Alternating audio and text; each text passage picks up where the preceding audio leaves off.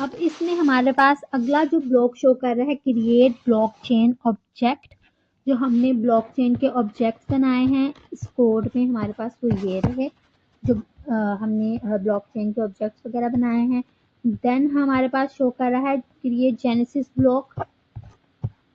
ये ब्लॉक हमने इसमें अपना बताया है ब्लॉकचेन का और फिर जेनेसिस ब्लॉक का। और then get latest block, get latest block. अच्छा, ब्लॉकचेन के ऑब्जेक्ट हमारे पास अब ये है ना, क्लास ब्लॉक हमारे पास आ गई। उसमें ये है कि हमने एक कंस्ट्रक्टर लिया है, उसके अंदर हमने कंस्ट्रक्टर बनाया, उसके अंदर इंडेक्स, टाइम स्टैम्प, डाटा और प्रीवियस 4 हमने वो स्टोर किए हैं। फिर हमने क्या किया कि कंस्ट्रक्टर के अंदर सारे वैल्यू को दिस के जरिए ब्लॉक के ऑब्जेक्ट में स्टोर कर दिया। ठीक है, हमने इसको ब्लॉक के ऑब्जेक्ट में स्टोर कर दिया है। फिर हमने उसके बाद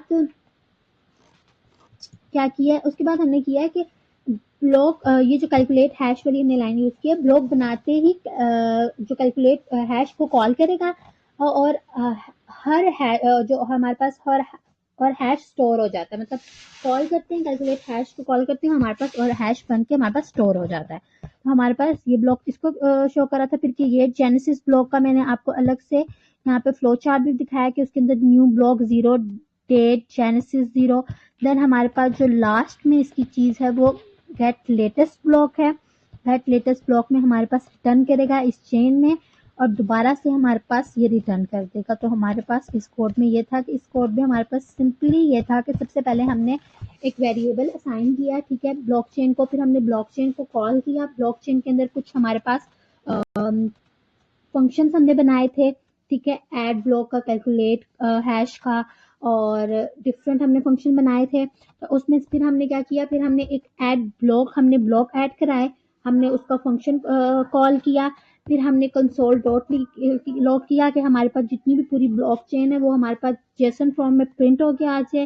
देन हमने इस वैलिड चेन की तरफ हम लोग गए कि हमने जो एक फंक्शन बनाया था हमने देखनी थी कि हमारे पास ये चेन वैलिड है कि नहीं है। उसके बाद हमारे पास वीएस कोड में हमने डाटा टेम्परिंग भी की, हमने डाटा चेंज भी किया। फिर दोबारा हमने उसका कैलकुलेट हैश किया, उसका कैलकुलेट हैश का हमने फंक्शन बनाया, वहाँ पे कॉल ये वहाँ कॉल किया। फिर वहाँ से हमारे पास इसका जो हमने डाटा रैम्पर किया था उसका उसने हैश कैलकुलेट किया। फिर हमने इस चेन में हम चेन वैलिड का जो हमने फंक्शन बनाया था हम उस दोबारा उधर गए, हमने देखा कि हमारे पास ये चेन वैलिड है कि नहीं है। फिर हमने क्रिएट ब्लॉकचेन के ऑब्जेक्ट बनाए जिसको हमने दिस के जरिए कंस्ट्रक्टर बनाए थे, जिसके हमने दिस के जरिए यूज करके इसको ऑब्जेक्ट में कन्वर्ट किया।